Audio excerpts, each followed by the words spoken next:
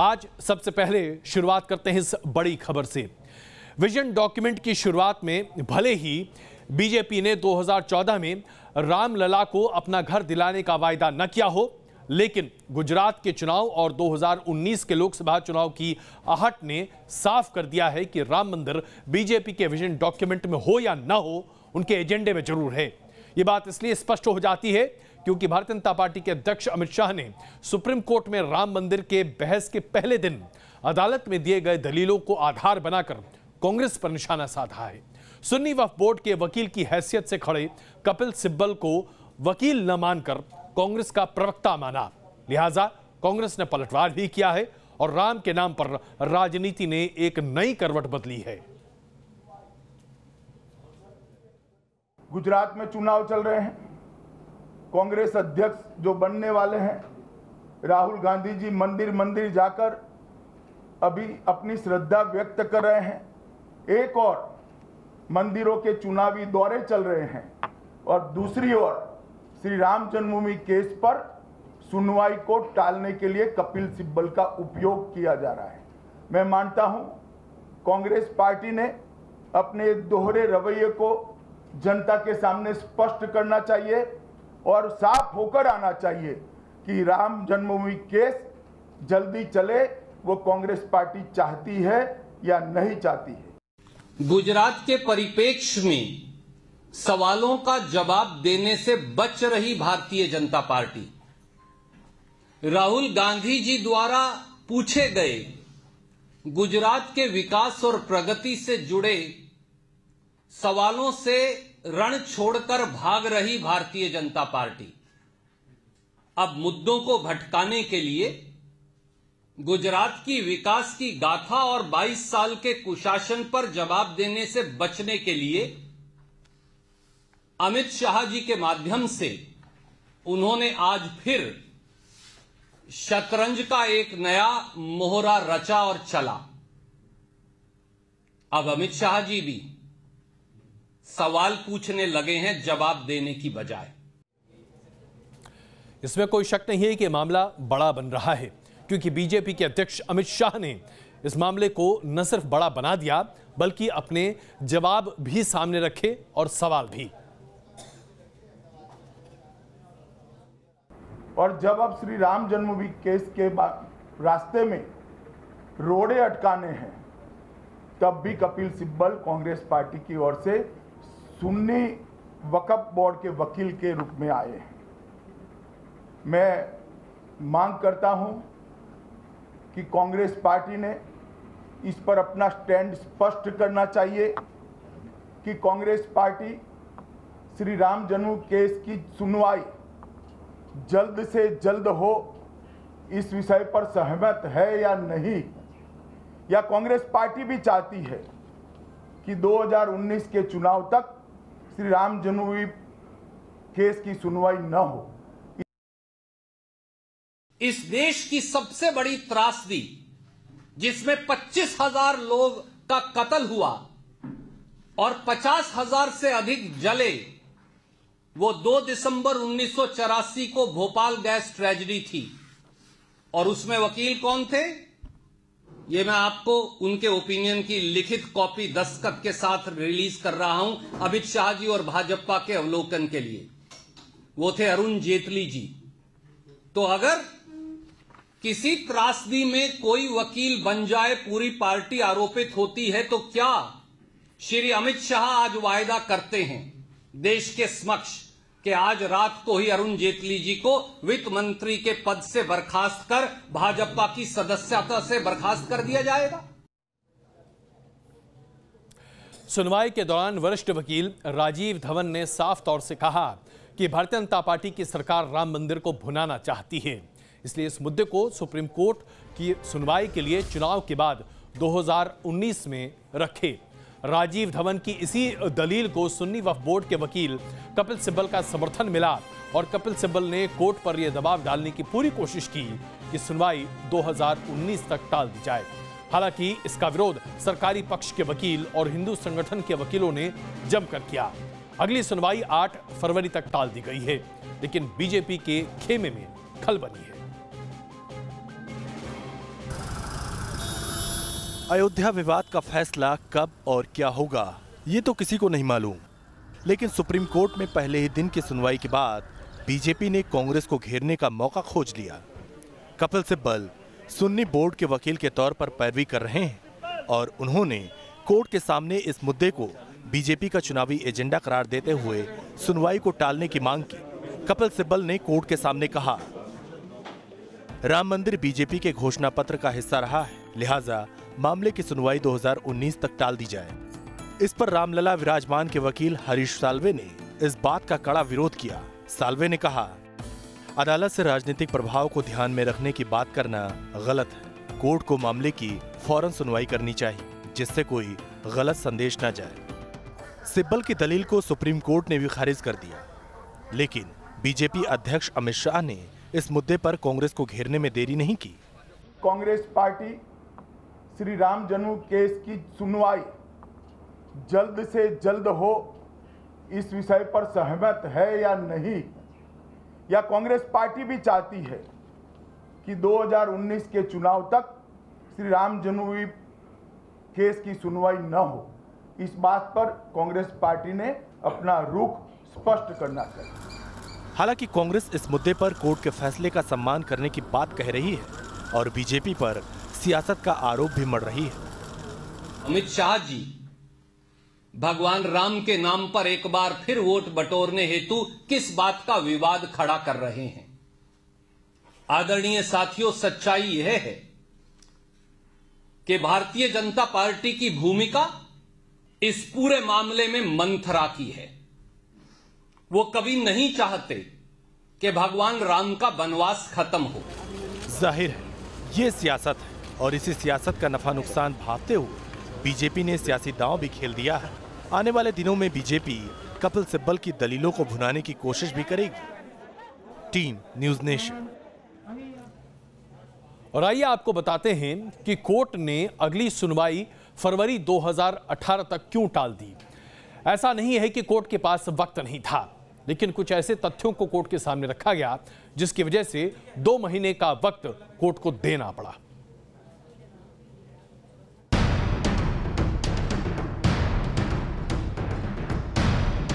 मस्जिद कहीं और भी बनाया जा सकता है, लेकिन मंदिर के स्थान पर कोई समझौता नहीं हो सकता। देखिए, राम जन्मभूमि पर रामलला का मंदिर बनना ही चाहिए। बाबरी मस्जिद टूटी थी, बाबरी मस्जिद थी, वहां बाबरी मस्जिद ही बननी चाहिए। भाई हमको तो 100% की उम्मीद है कि फैसला हमारे हक में आएगा।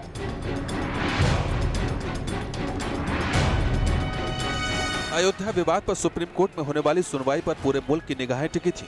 सुनवाई शुरू भी हुई, पक्षकारों के बीच जिरह भी हुई, बहस का लंबा दौर भी चला, लेकिन सबसे बड़ी अदालत ने मुस्लिम पक्षकारों की अपील पर सुनवाई 8 फरवरी तक टाल दी। अब इस बात को समझना बेहद जरूरी है कि अयोध्या विवाद की सुनवाई को आखिर टालना क्यों पड़ा। सुप्रीम कोर्ट में अयोध्या विवाद की सुनवाई 1 घंटे 40 मिनट तक चली। मुस्लिम पक्षकारों ने कोर्ट के सामने सुनवाई टालने के लिए 3 दलीलें मुख्य तौर पर दी। दस्तावेज पूरे न होने का हवाला देते हुए सुनवाई टालने की मांग की गई। राम मंदिर का मुद्दा बीजेपी के चुनावी एजेंडे में है, इसलिए सुनवाई टालने की गुजारिश की गई। 3 जजों की बेंच की बजाय 7 जजों की बेंच से मामले की सुनवाई की अपील की गई। हालांकि मुस्लिम पक्षकारों की इन तीनों दलीलों को कोर्ट ने खारिज तो कर दिया, लेकिन दस्तावेज के मुद्दे पर कोर्ट ने सभी पक्षकारों को 8 फरवरी तक का वक्त दे दिया है। सुप्रीम कोर्ट ने आज जो कपिल सिब्बल साहब और डॉक्टर राजीव धवन और दुष्यंत दवे जी का जो बिहेव था, इसको ऑर्डर शीट में भी लाया है और कोर्ट ने जब उनके ऊपर तक टिप्पणी करनी चाहे तो इन सबों ने एक तरह से कोर्ट से माफी भी मांगी। माननीय न्यायालय ने कहा कि सब मामला तैयार है, सब डॉक्यूमेंट एक्सचेंज हो चुके हैं और किसी तरह जो भी आपको तैयारी करना हो कर लीजिए, और 8 फरवरी आगे सुनवाई के लिए लगा दिया है। अयोध्या का मसला अब एक ऐसे मोड़ पर है जब हर पक्ष इस पर अंतिम फैसले का बेसब्री से इंतजार कर रहा है, ताकि एक अटके हुए मुद्दे की वजह से फैलने वाले तनाव को हमेशा के लिए खत्म किया जा सके। एक ऐसा मामला जिसको लेकर देश में जमकर सियासत हुई, उसमें तमाम पक्षों की संजीदगी का आलम यह है कि अभी तक उन दस्तावेजों का भी अनुवाद नहीं हो पाया है जिनका हवाला उन्हें कोर्ट रूम में देना है। बहरहाल कोर्ट ने मामले की सुनवाई 8 फरवरी तक टालते हुए साफ किया है कि अब इस आधार पर सुनवाई को और टाला नहीं जाएगा। वीडियो जर्नलिस्ट राकेश रावत के साथ अरविंद सिंह, न्यूज़ नेशन, दिल्ली। तकरीबन 200 साल पुराने इस विवाद पर सुप्रीम कोर्ट की सुनवाई का लोगों को बेसब्री से इंतजार था। जाहिर सी बात है, हर किसी को इस बात का इंतजार है कि कोर्ट में वरिष्ठ से वरिष्ठ वकीलों ने क्या क्या दलीलें पेश की।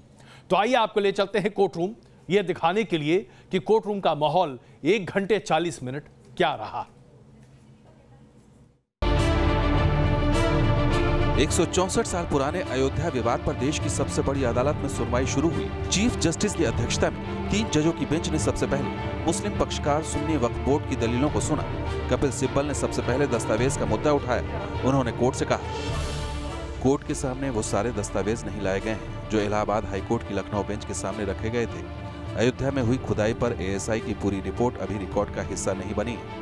कुल 19,950 पन्नों के दस्तावेज कोर्ट में औपचारिक तरीके से जमा होने चाहिए। कपिल सिब्बल की इस दलील का यूपी के वकील ASG तुषार मेहता ने खंडन किया और कोर्ट को कहा, सभी संबंधित दस्तावेज कोर्ट के रिकॉर्ड में हैं। कोर्ट मामले के निपटारे के लिए एक निश्चित समय सीमा तय करे।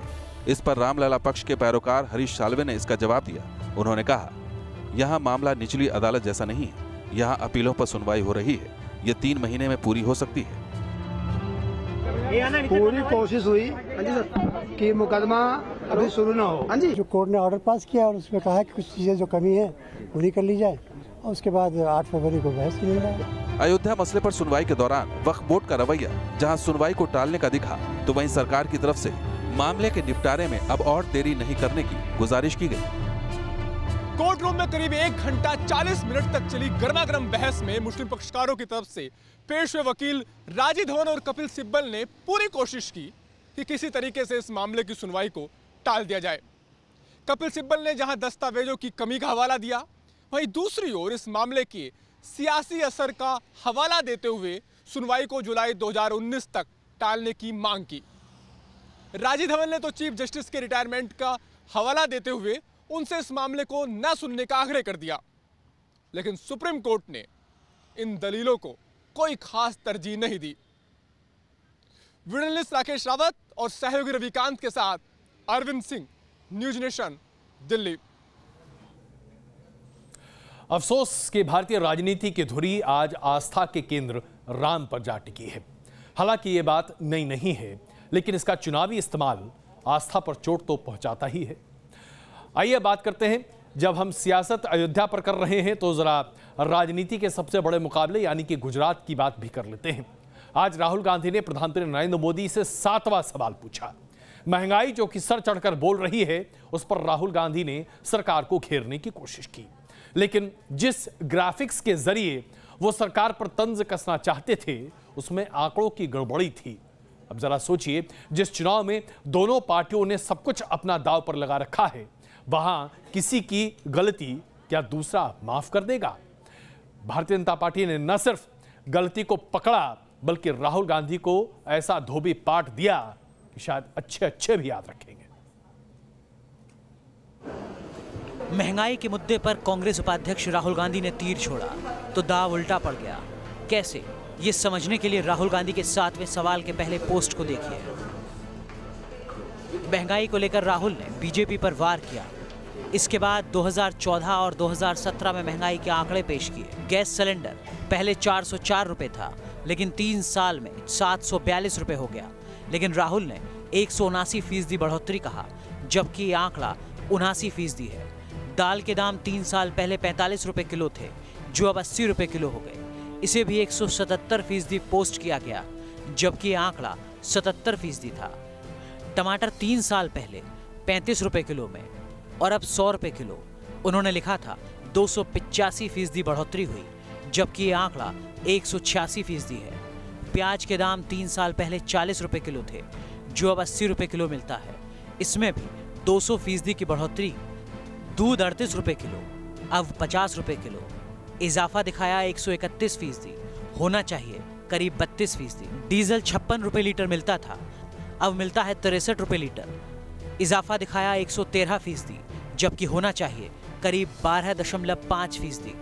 क्या राहुल गांधी कैलकुलेशन में गलती कर बैठे या उनकी टीम की गलती थी?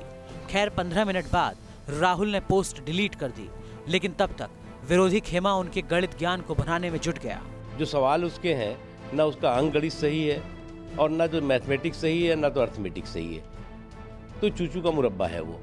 थोड़ी देर बाद राहुल ने एक और ट्वीट किया जिसमें बढ़ोतरी को फीसदी में ना दिखाकर रुपए में दिखाया गया। रणनीति के मुताबिक राहुल गांधी भारतीय जनता पार्टी से ट्विटर के माध्यम से सवाल पूछते हैं, लेकिन इस पर निशाना गलत हो गया। वीडियो जर्नलिस्ट जयराम यादव के साथ मोहित राज दुबे, न्यूज़ नेशन, दिल्ली। हड़बड़ी में राहुल गांधी ने गलती जरूर की, लेकिन राहुल गांधी ने जिस मुद्दे को उठाया है वो मुद्दा कितना संजीदा है, ये दरअसल हम आपके सामने प्रस्तुत करना चाहते हैं। आज देश में महंगाई का आलम क्या है, आइए जरा उस पर विस्तृत आंकड़ा आपके सामने प्रस्तुत करें। प्याज की कीमत 22% बढ़ चुकी है 2013 के मुकाबले। अगर आप टमाटर की बात करें तो 15% का इजाफा हो चुका है टमाटर की कीमतों में 2013 के मुकाबले।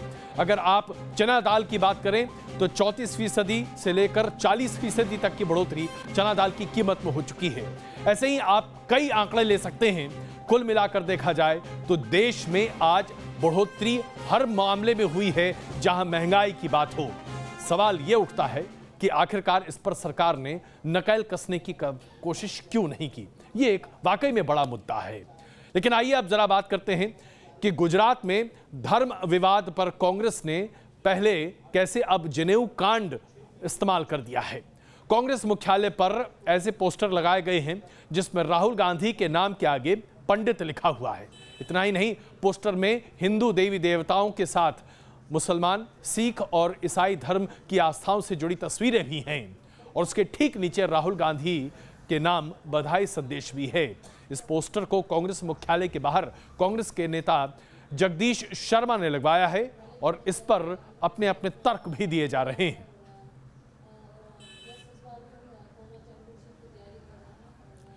उत्तर प्रदेश के निकाय चुनाव में मिली जीत को भारतीय जनता पार्टी गुजरात में भुनाने की पुरजोर कोशिश कर रही है।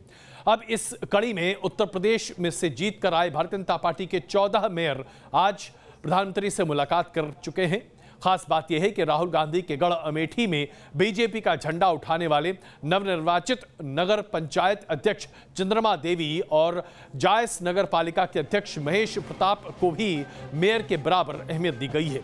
वो भी प्रधानमंत्री के साथ इस बैठक में शामिल थे।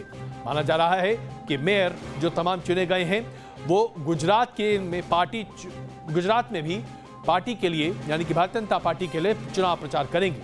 हम आपको बता दें कि 12 दिसंबर में उत्तर प्रदेश में बीजेपी के मेयर अहमदाबाद जाएंगे और वहां पर उनका सम्मान किया जाएगा।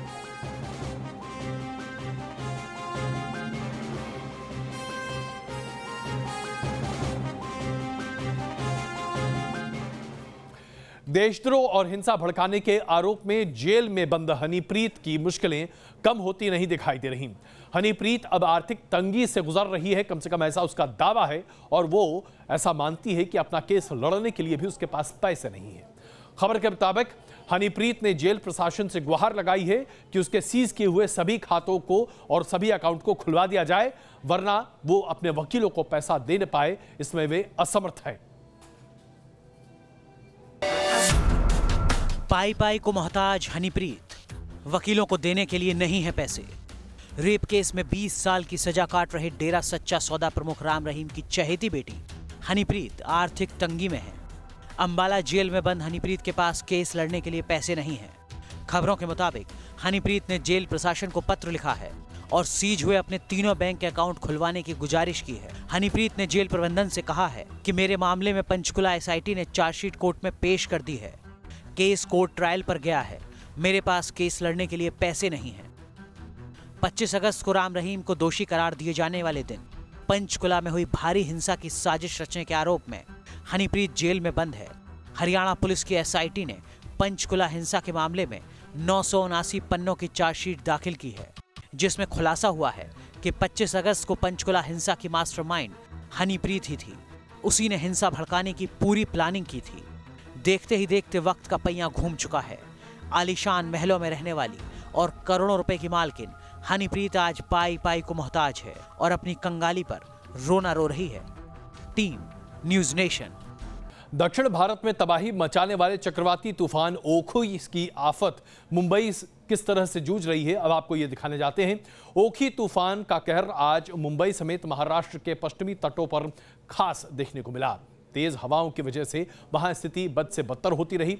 समुद्र में काफी ऊंची लहरें भी दिखी और मुंबई और उसके आसपास की जगहों पर जबरदस्त बारिश की वजह से लोगों को काफी मुश्किलों का सामना करना पड़ा।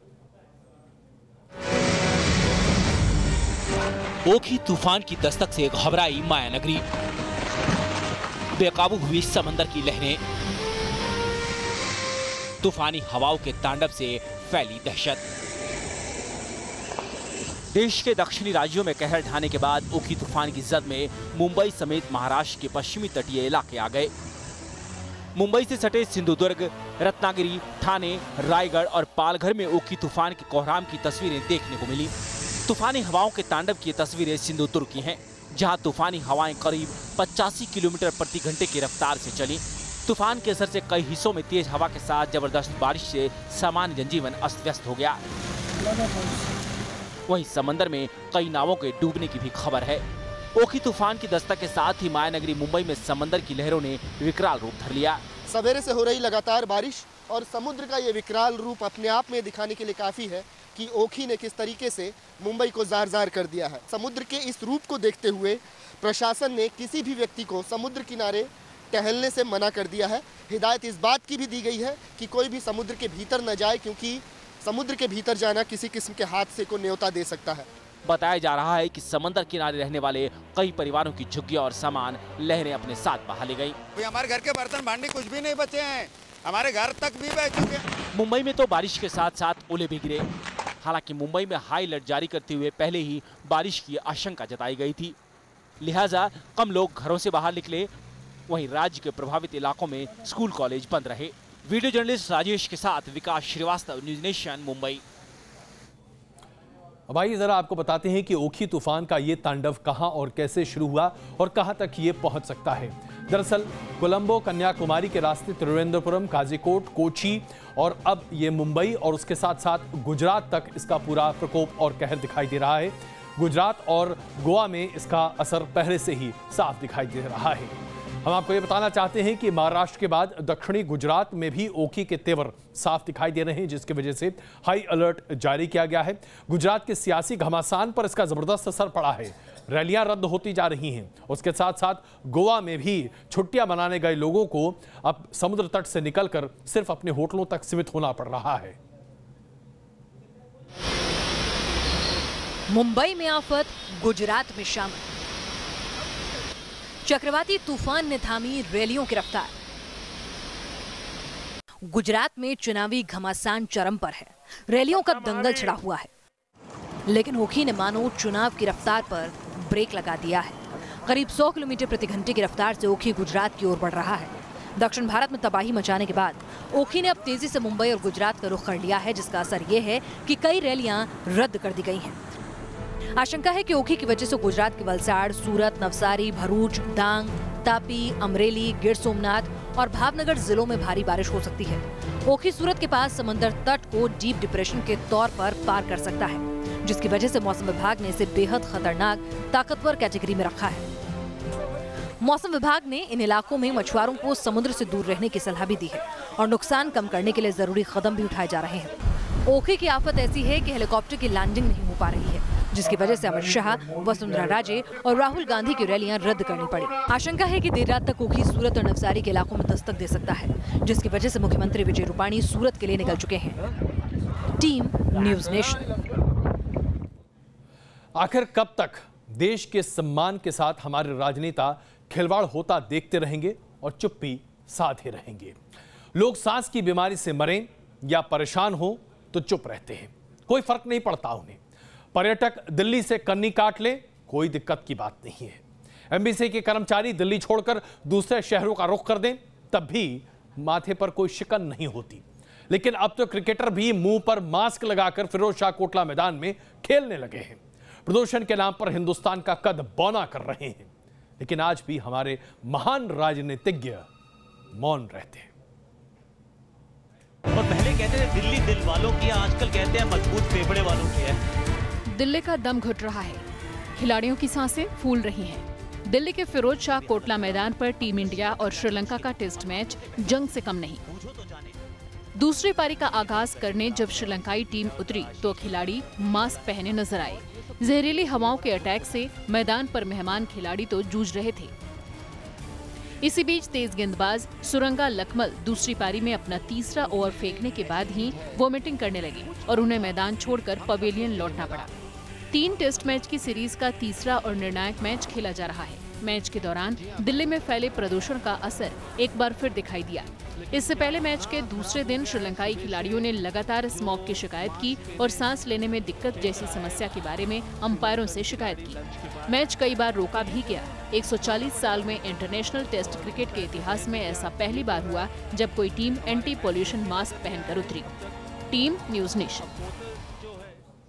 हम कीर्तिमान स्थापित नहीं करते बल्कि अपनी बदनामी करने के नए नए आयाम ढूंढते हैं। कम से कम हिंदुस्तान के बारे में तो ऐसा ही लगता है। हम आपको एक बार फिर दिखाते हैं, कई बार हम दिखा चुके हैं कि अगर आज कोई व्यक्ति है जो कि हिमाचल प्रदेश में रहता है तो उसके फेफड़े का रंग क्या है। आप जरा देखिए कितनी लाली है उसके फेफड़े में।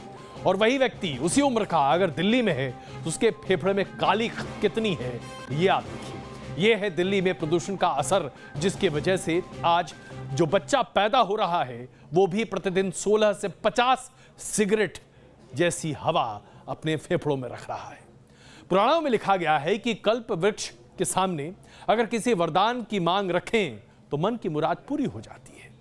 लेकिन ये तो दिल्ली है मेरी जान, यहां मन की मुराद पूरी नहीं होती, यहां तो कल्प वृक्ष ही मर जाता है।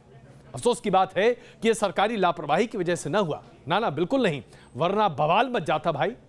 कल्प वृक्ष की जान ली है एनसीआर में प्रदूषित हवाओं ने। क्या कोई इसके बारे में भी कुछ कर सकता है? दिसंबर में तारीखें जैसे जैसे गुजर रही हैं, स्मॉग का कहर बढ़ता जा रहा है।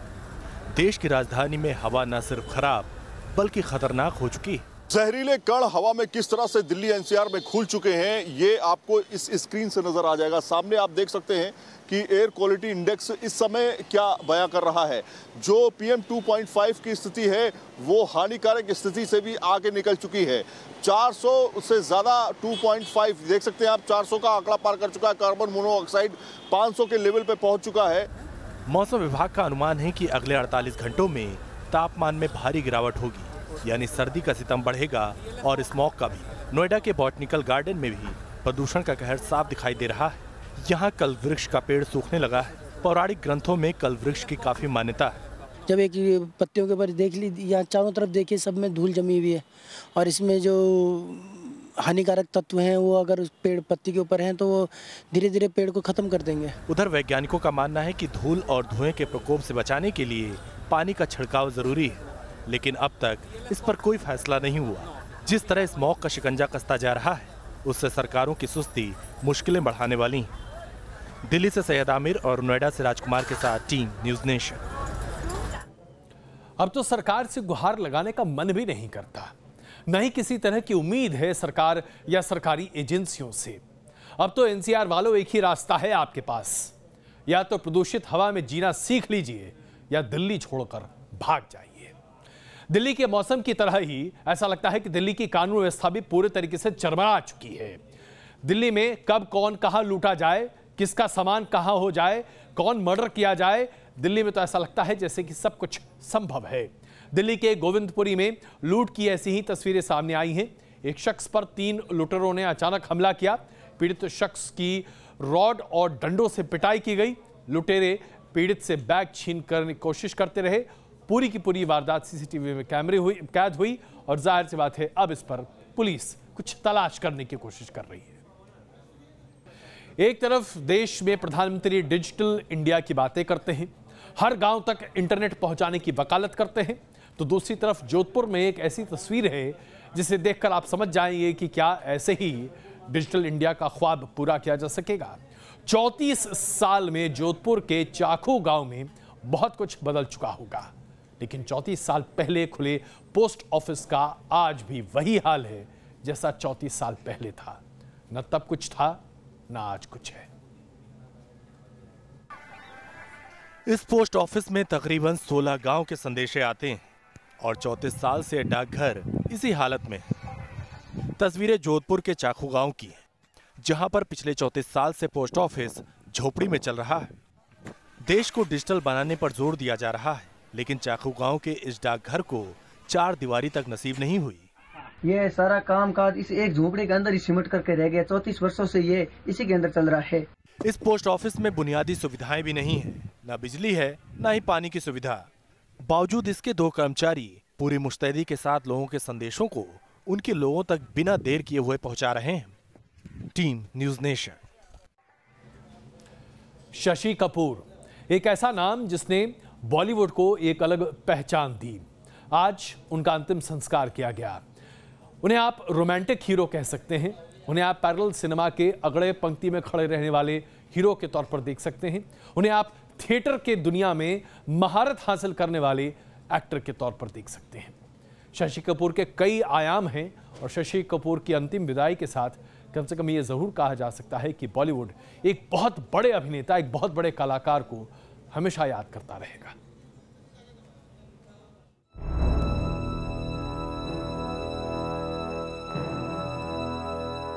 70 के दशक के रोमांटिक स्टार और अभिनेता शशि कपूर के आखिरी सफर में बॉलीवुड की तमाम हस्तियां शरीक हुई। उनके फैंस ने भी नम आंखों से उन्हें आखिरी विदाई दी। बतौर अभिनेता सिनेमा जगत की शान बढ़ाने वाले शशि कपूर का पूरे राजकीय सम्मान के साथ मुंबई में अंतिम संस्कार किया गया। मुंबई के कोकिलाबेन अस्पताल से जब उनका पार्थिव शरीर घर के लिए निकला तो उस वक्त आसमान से बरसती बूंदों और आंखों से बहती धाराओं ने माहौल में नमी सिला दी। सुबह करीब 10:30 बजे पार्थिव शरीर को अस्पताल से एम्बुलेंस के जरिए उनके घर जानकी कुटीर लाया गया। अंतिम दर्शन के लिए कुछ देर तक उनका पार्थिव शरीर पृथ्वी थिएटर में भी रखा गया। इस दौरान राजनीति से लेकर बॉलीवुड की कई बड़ी शख्सियतों ने अंतिम दर्शन किए। पूरे कपूर खानदान के साथ अमिताभ बच्चन भी मौजूद रहे। संजय दत्त, अनिल कपूर, सैफ, काजोल भी इन पलों में शशि कपूर को याद करते नजर आए। अंतिम संस्कार के वक्त परिवार के साथ हजारों की संख्या में प्रशंसक भी मौजूद थे। Team news nation.